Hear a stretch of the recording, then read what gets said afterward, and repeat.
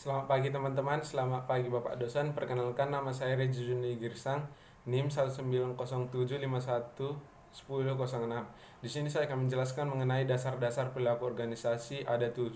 Yang pertama, pengertian organisasi, yang kedua, kerangka dasar konsep perilaku organisasi, yang ketiga, perbedaan ilmu perilaku organisasi dengan ilmu perilaku lainnya.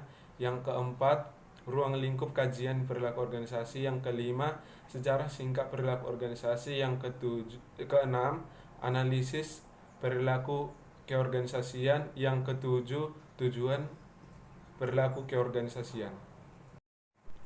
Baik, saya akan menjelaskan yang pertama, yaitu pengertian perilaku organisasi.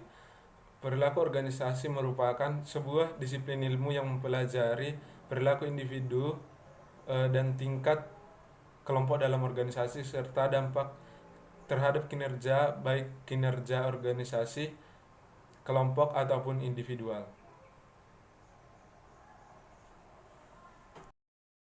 Baik, yang kedua yaitu kerangka dasar konsep perilaku organisasi.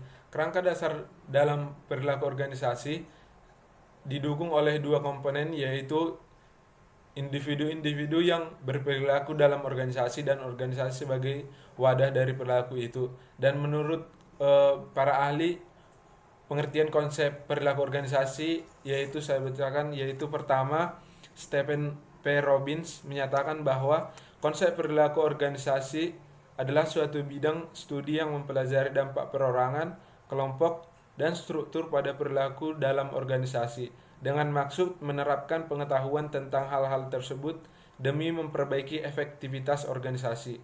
Sementara dari Miftah Thota menyatakan bahwa konsep perilaku organisasi adalah suatu studi yang menyangkut aspek-aspek tingkah laku manusia dalam suatu organisasi atau suatu kelompok tertentu. Yang ketiga yaitu perbedaan ilmu perilaku organisasi dengan ilmu perilaku lainnya. Yang pertama, perbedaan antara perilaku organisasi dengan psikologi industri atau organisasi, yaitu mempelajari perilaku manusia dengan tidak diawali dengan psikologi manusia, yaitu dengan menggunakan multidisiplin, sedangkan psikologi industri mempelajari tentang perilaku manusia dengan diawali dengan psikologi manusia itu sendiri.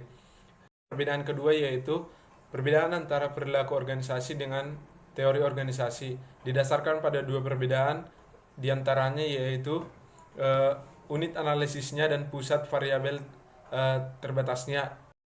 Perbedaan yang ketiga yaitu perbedaan antara perilaku organisasi dengan personil dan human resources, yaitu pada perilaku organisasi lebih menekankan pada orientasi konsep berdasarkan teori, sedangkan personil dan human resources menekankan pada teknik dan teknologi.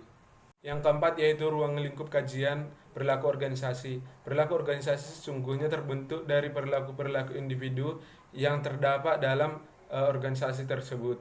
Dalam kaitan ini, aspek-aspek yang menjadi unsur komponen atau sistem dari ilmu perilaku organisasi antara lain adalah motivasi kepemimpinan, stres atau konflik, pembinaan karir, dan masalah dalam sistem imbalan.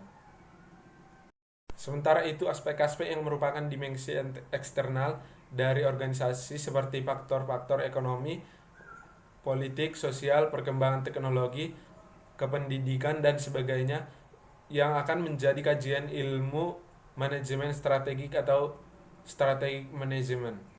Yang kelima yaitu sejarah singkat perilaku organisasi, dan langsung saya bacakan, nanti kalau disimpulkan tahu salah. Studi ini menelusuri akarnya pada Max Weber serta pakarnya yang sebelumnya. Studi organisasi biasanya dianggap baru dimulai sebagai disiplin akademik bersama dengan datangnya manajemen ilmiah pada tahun 1890-an. Setelah Perang Dunia ke-1, fokus dari studi organisasi bergeser kepada analisis terhadap bagaimana faktor-faktor manusia serta psikologi mempengaruhi organisasi.